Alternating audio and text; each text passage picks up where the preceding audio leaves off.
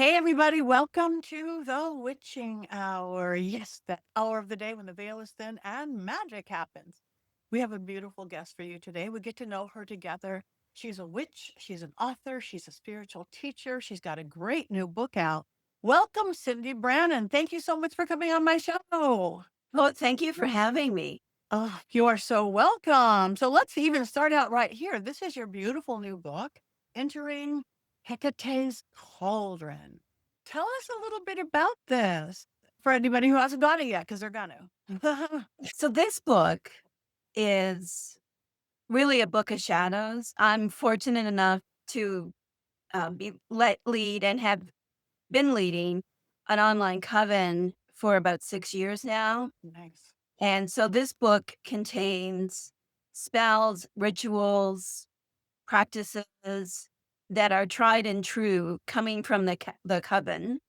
So it's that's the spirit of the book. Okay. You know, It's really beautiful. And it is very much like a book of shadows where you go in, you could find a little bit of everything. Now you on some of your other books, I know you've written a lot. To me, you've really formed a trilogy with Garden and Cave and now Cauldron. Does Cauldron build on the others or diverge from it, the themes of those first two? in garden, I wanted to explore magical herbalism. I think if you're a Hecatean, working with plant spirit medicine is very natural. So that's the garden book is all about that. And in the cave book, I wanted to really dive deep into the symbolism of Hecate's cave as a place of solace and healing. And that book is really dedicated to anyone who is seeking wholeness by shadow healing Mm. and personal inquiry and so on. So they're very different books. And then, like I said, the third one is a book of shadows. So they all go together, but you don't have to read them in order. That's beautiful.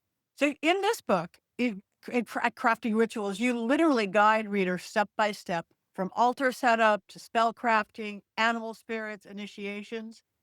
Which practice, like somebody, we have a lot of like new to the craft people or craft curious people. Which practices do you think are most maybe transformative for modern witches or new witches or witches in here in 2025?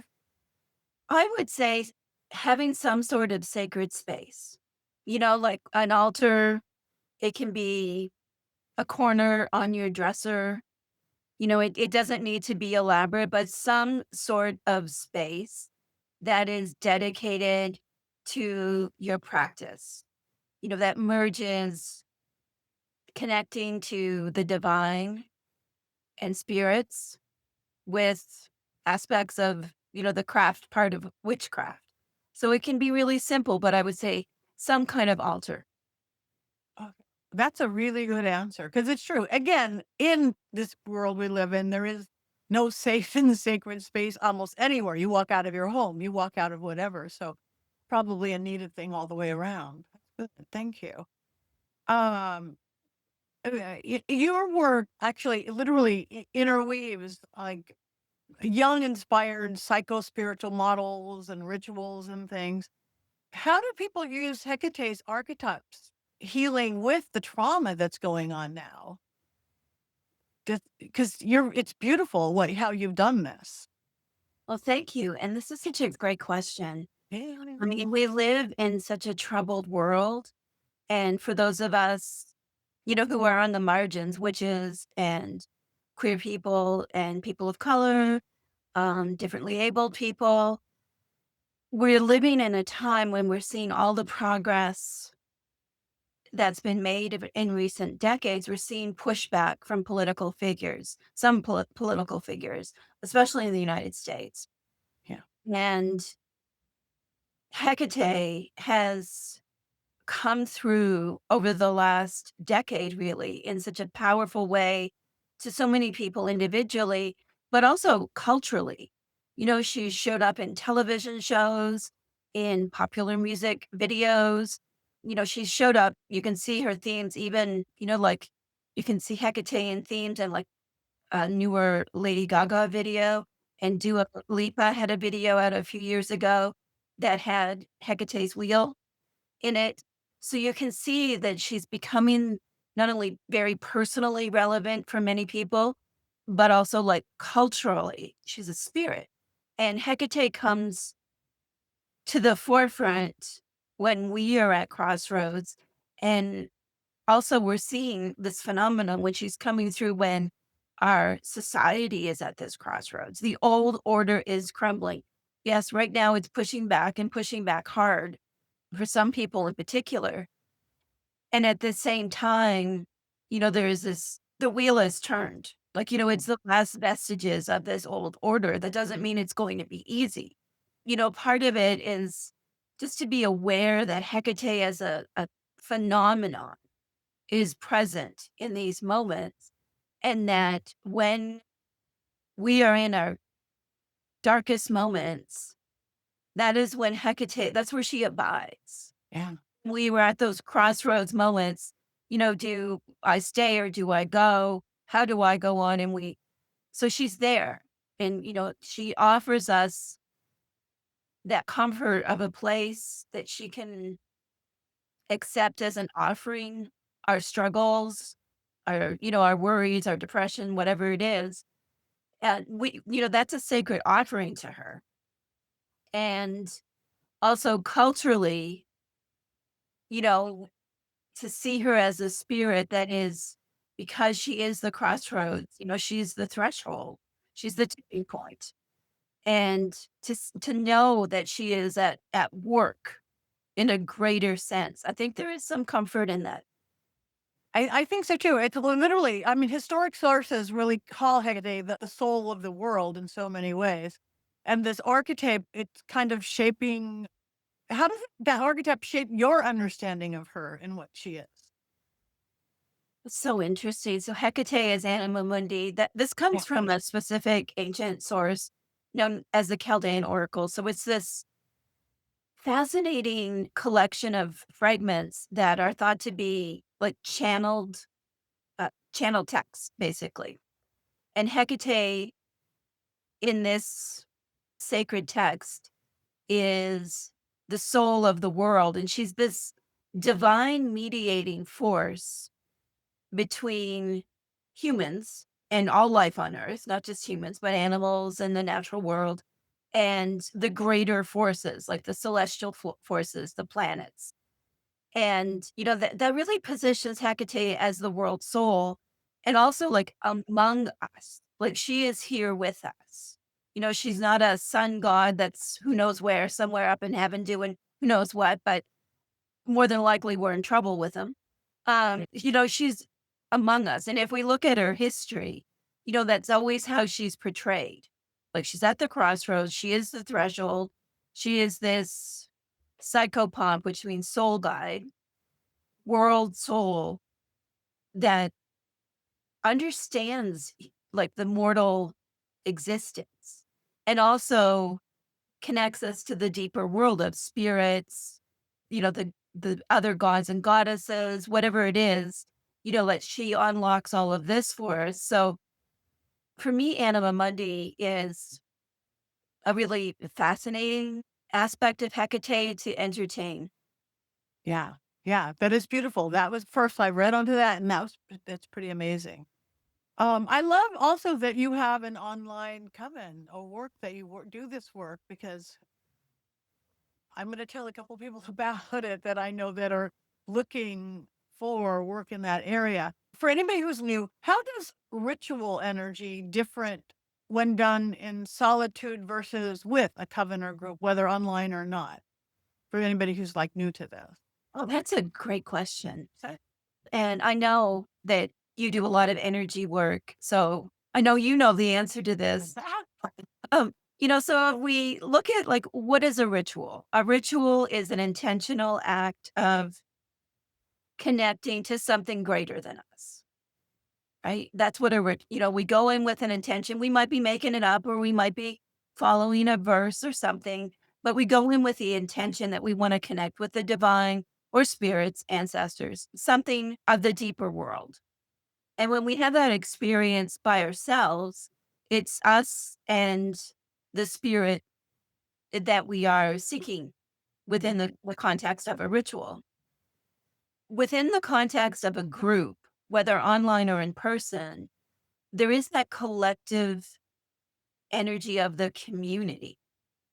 And I've been doing this for a long, long time. I think the first online rituals and meditations I was involved in, it was before Zoom, it was before you see people. So a lot of this would be done via email. We would Wow. set a time and we're all going to send energy at this time. Now, of course, we can do it live together. There is that greater energetic phenomenon that happens when people come together with a shared intention and engage like in a shared experience of connecting to something greater than we are as humans. And that's really rich. One of the things we do in the coven is we do a lot of witchcrafting. I really enjoy the craft part of Mm. witchcrafting. And what we always say is that the spirit of this talisman or whatever it is freely shared among the circle. We call them the witch waves, across the witch waves that join us as a coven. So even if you don't have time to make this spell bag or whatever it is, that energy permeates the circle, whether we are in person or across, the witch waves. That technology, of course, technology is magical. It's invisible waves that connect us all. So it's just adding, to those invisible waves that connect us all. And I think that's the difference. You get that sense of community and connection. Yeah, it's beautiful. Speaking of connection to a group, you recently hosted a launch event featuring a cauldron ritual, a meditation, and herbal practices. So, is there a certain part of that ceremony that stayed with you the most, or they seem to affect people, or that? This it hasn't happened yet. Oh, it hasn't? It's in August. Oh, oh, I that's didn't know funny. whether to break it or say Oh, no, no, no. We can cut that part out. Yeah, we can. Really? I read somewhere I thought you had done it. I'm trying to do all this research, but okay. Well, we'll ask you that later. We can cut that out. yeah, I can talk about other things that we've recently done, Okay, tell me what's something you've recently done. but we're always doing something. So one thing that we do in the coven is that we do a ritual, and it's a ritual I talk about in Entering Hecate's Cauldron as well, which is a ritual of turnips. If you have a cauldron, but you can also see like any vessel you dedicated to your practice as a cauldron. So it's a fundamental ritual that includes water. You can amp it up a bit, make moon water if you want, or just any kind of on chemically treated water if possible. So you get your cauldron, your vessel with your water in it, and then you get a sprig of a dried botanical. Thyme works well. You can rosemary can work well too. Lavender. You go to your supermarket, see what they have, choose a botanical that will dry well, and then you ignite that and you plunge it when it's lit into the water, and then you stir it counterclockwise 3 times. So this is a purification ritual inspired by an ancient ritual known as kurnips. And then you anoint yourself in a clockwise direction. Typically in the coven, we do lower self or the root, middle self or the heart, higher self or the crown in that clockwise direction 3 times. You can fancy it up and use 3 fingers, because of Hecate. We always want to do things in threes because that is, of course, the number that's most associated with her. And then you can asperge your space, your home, and so on. So we do this and we do it during our live events. And when it comes time to do the asperging throughout the circle, people can feel the shift in their immediate environment, even if they're not doing it themselves. Wow. They say it's like a wind comes in, the air feels cleaner. And we've been doing this ritual for several years, and it's always quite remarkable how people say, yeah, like bring on the turnips. Like I don't have the setup to do it myself today, but do the turnips because I need to feel that shift in the, vibrational essence within myself and also in my space. So that's something that we've done so many times, and it's a great ritual. Speaking of things you can join your own as part of a community, it's a great ritual. You can cleanse your whole house. before doing a ritual.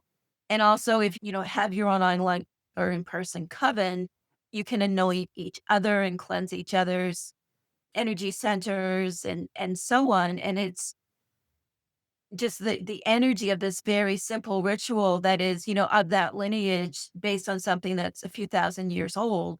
Like it just carries a lot of power. And I know if you're someone is new to the craft and they're saying, well, what's one ritual I can do? I would say, it turnips. I know sometimes botanicals and lighting botanicals on fire can be a bit intimidating. But if you are in a position to do that, this ritual is very, very transformative and cleansing, and you'll feel the difference. And a great alternative, like not everyone might want to walk through their house like with a big bundle and smoke their whole house that way and clean their house that way. So it's also an alternative to that. I think that's beautiful. I'm gonna have to join in with them. And I believe because since discovering Zoom post COVID, I don't think there is any time and space on the other side of the veil where we work our ritual and magic. So it's like however many people are on that live with you, it's we're all in one space. I Mhm. just saw so that makes perfect sense that you're gonna get the clearing from this person over here. I think that's awesome. So your whole book really is written like a book of shadows. Did you was that and people can really integrate that into their own book of shadows and their own personal practices? That would be ideal. With any of my books, any of my work, my hope is that people are inspired to interpret it in the way that it works for them, the way that it feels right for them. So I would love to see different exercises and rituals from the book, being inscribed into personal books of shadows. Like that's beautiful. Okay.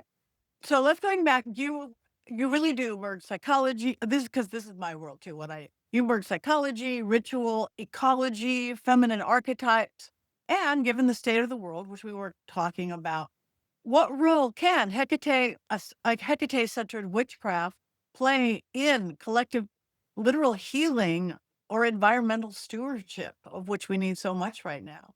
Because you mentioned that she is the goddess for right now. Well, this is a great question. And I think I talk a little bit about this in the Cauldron book, bringing in her epithet as Hecate Physis, which in the modern sense of physis, we think of like physics or physician, but in the original meaning of the word physis, it means of the natural world.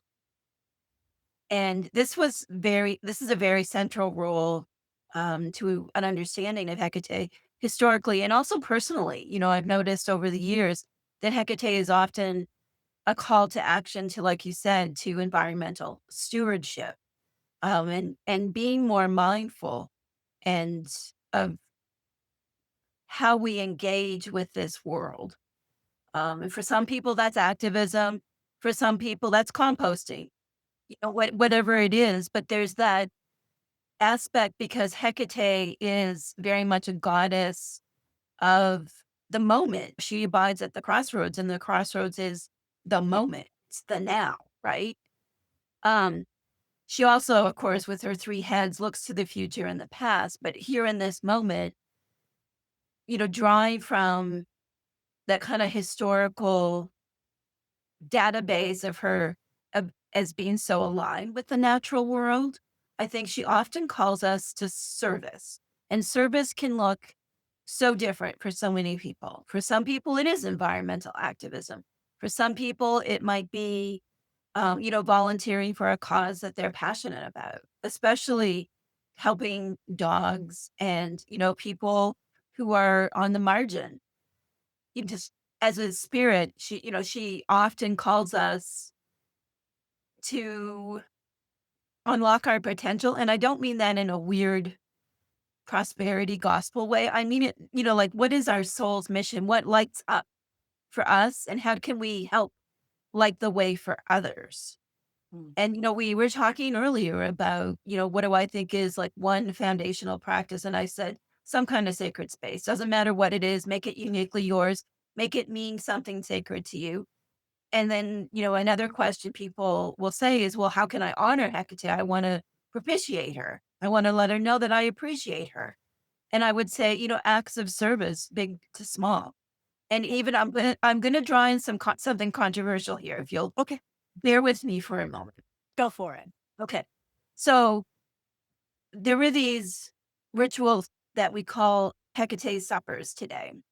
And so this was done in parts of the ancient Mediterranean over 2,000 years ago. So in this ritual, the household went through cleansing. And part of that is very controversial because there was a sacrifice of a puppy. And I know none of us want to think about that because we love our dogs, but it was a different culture and they had different values around animals. And, that is the historical record. We're not interpreting something. That's what it says.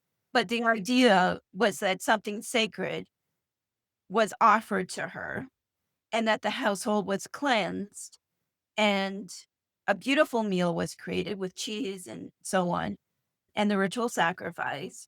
And this was taken to the crossroads. But also, there's this other part of this practice that a lot of people don't talk about that is a little controversial. That part of the practice, again, based on historical records, not my opinion, Hmm. was something called Marta, which in a practical sense was taking all of the ritual leftovers and the sweepings from the house, like, basically taking out the garbage, but the garbage was part of the offering to Hecate. Huh. And like I said, I've said this over the years, and people sometimes have very strong reactions to this. But what I know is that for me, for about 20 years now, this has been part of my honoring Hecate around the dark moon, is that, like we sweep the floors, we have a big wood stove and a big hearth. So we like take the ashes. And part of the monthly ritual that my wife and I do is we take all of this along with a Hecate supper, a lovely meal, and leave it at a special place that we have, our Hecate tree. Oh, So, this is so there's something about offering Hecate what perhaps no longer has value to us, but seeing that as sacred too. And that maps onto another aspect of her from antiquity, which is Babora Forba. This one is lesser known, but I really like this one. And over the years in teaching, and in the cave book, I have a chapter dedicated to Babora Forba. So Babora Forba translates as the filth eater. And again, can be controversial. Why would Hecate want garbage? Why would Hecate eat filth? But it's this idea that, like, she is all mother, great mother, she of three forms, and that by offering her what is no longer of use to us, that she transforms it. And and that's what catharsis is, right? When I said Catherine Martyr, that's where the word catharsis, that cleansing comes from, whether it's a psycho-spiritual catharsis, we're letting go of things we've been holding on to far too long, or if it's, that performative act of like, here, we no longer need this, so we'll offer this to you. And I think being like service can go from something very big to small acts like propitiating Hecate in some way on the dark moon, the astronomical new moon. Um, I think that's like the heart of being Hecatean. And I think doing that, whatever way people do it, that changes you. There's something about taking your offerings to the crossroads with sincerity that really invites her in and empowers us. that is beautiful. And I don't know that at all. So this is I'm learning this all the time and I like it. This is beautiful. So how did you get on this path? Both either the witchcraft path, was this something you were like born and raised into? And then specifically Hecate. Well, I was certainly not born into the witchcraft path. I was raised in a Pentecostal household. Oh, yes.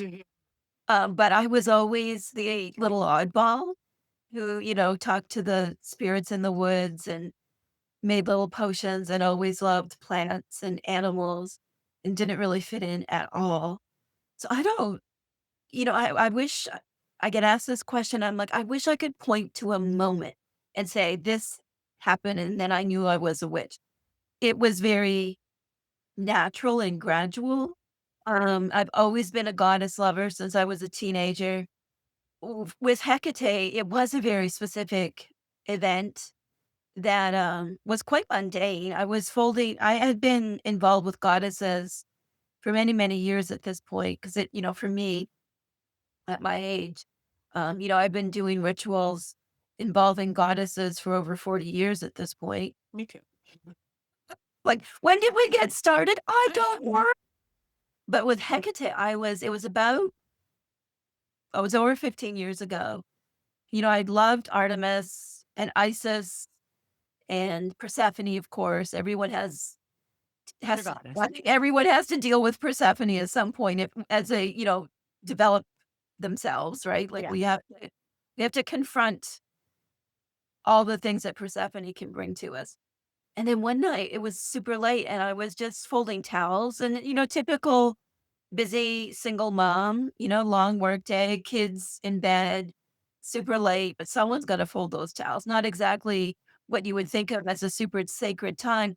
But Patty, maybe you can relate to this. There is something when we're tired and doing something really mundane that it's almost like we can fall out of our usual mind traps Yes.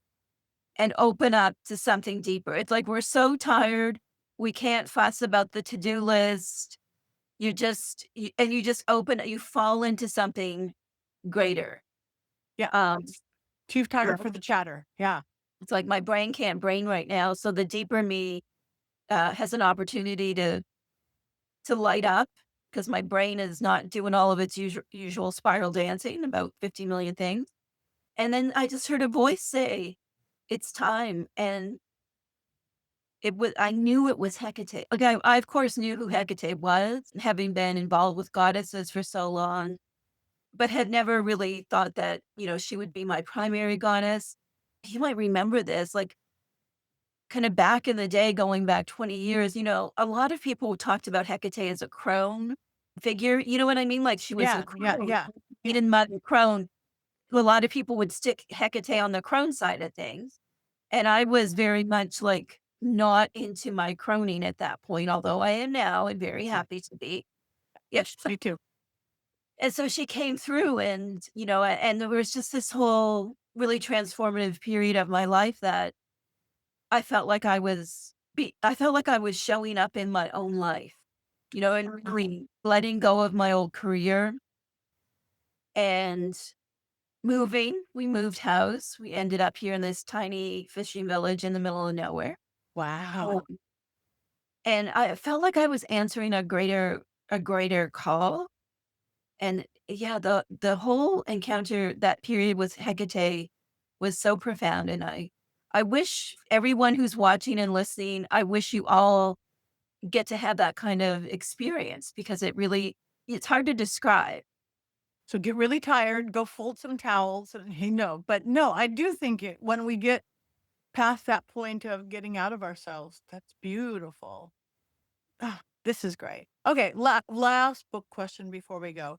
The book emphasizes spirit guides, sacred correspondences. So for somebody that new, how can they differentiate again authentic embodied connection versus okay, I'm reciting this list here that's written on this ritual. It gives that inner connection for somebody who just new stepping into it. Any hints or clues? Oh, that's such a great question. Well, I think it's something that I just said, like I said, I can't really describe that experience. And I think that's it. Talking about authentic, deeper experiences can be really difficult. Something lights up inside of you.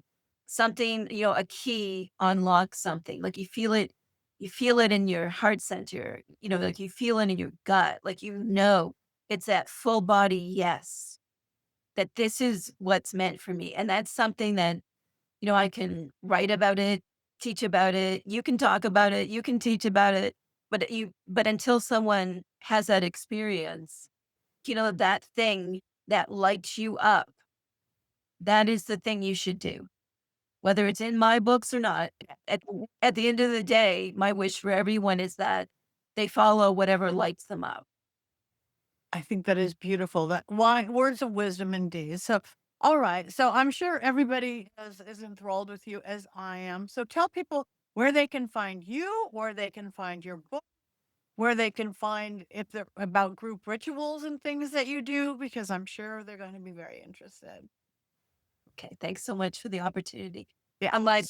My books, especially the Hecate trilogy, available wherever books are sold. The second edition of the Keeping Her Keys book, which is just it's so amazing that this book came through me, and thank you to everyone who's purchased this book over the years.